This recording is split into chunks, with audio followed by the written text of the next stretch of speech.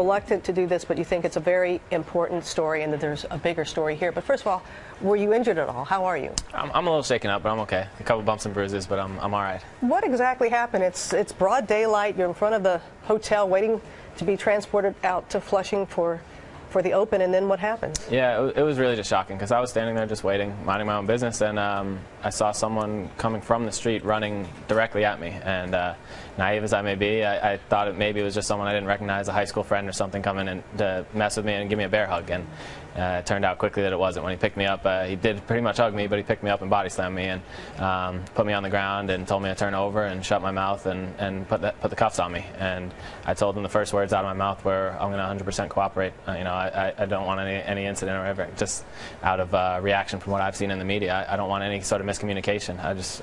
And you were communicating this with him as you were? Those are the first words out of my mouth. Was, "I'm going to 100% cooperate. I don't know what happened, but I'm going to cooperate with you." And he put the cuffs on me. At no time did he let me know he was a police officer. He just put the cuffs on me and said, "Stand up." And I asked what was going on, and he said, "We'll tell you soon."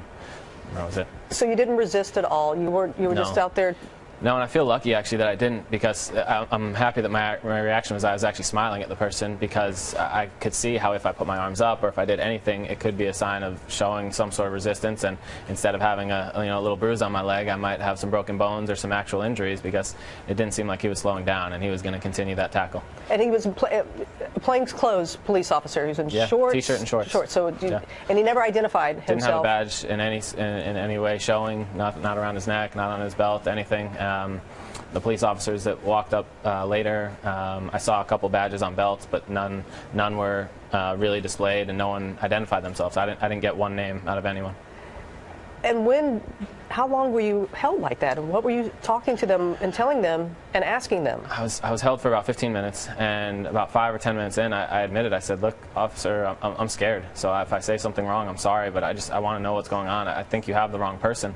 And I had my credential for the U.S. Open in my back pocket. I said, "Please check that. You can tell that I'm a former player. It's a Final 8 badge. It means I did pretty well at the U.S. Open. I'd like to clear my name." And I told him that, and he wasn't having it. He said, "Okay, we'll see. We're running your license. We'll figure it out." I said, "You're running my license. The worst you're going to find is a speeding ticket. That's the most trouble I've been in." And you've never been in trouble of any sort like that. And as we said, you were reluctant to come forward. You just wanted to put this behind you. Why did you change your mind? Well, it was immediately after it happened. I didn't want to talk to anyone about it. I was so shaken up. I just didn't want to hear anything or talk to anyone. And I immediately talked to my wife. She was the first person I talked to, and she said, "What if this happened to me?" And immediately I was furious, because I thought about what I would be thinking if someone did that to my wife. If someone tackled her in broad daylight, paraded her around in a busy, crowded sidewalk in New York City with handcuffs, with her cuffed behind her back, and taking away her dignity. And I couldn't accept that. And I know that a lot of people have no voice to have any recourse, and I'm lucky enough to have the opportunity to be sitting here with you, to be able to tell this story and let people know that this happens too often.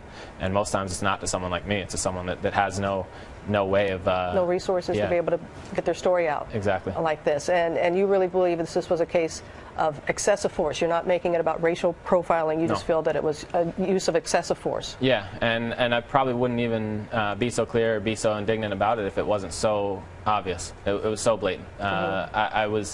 I was standing there doing nothing, not running, not resisting, in fact smiling. If the video ever does come to the media, and so you can see that I'm smiling.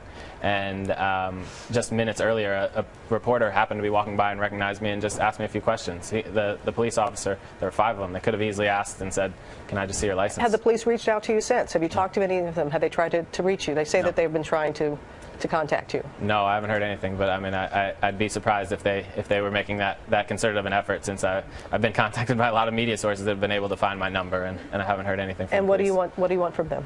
I'd like an apology. I'd like an explanation for how they conducted themselves, because I think we all need to be held accountable for our actions, and police as well.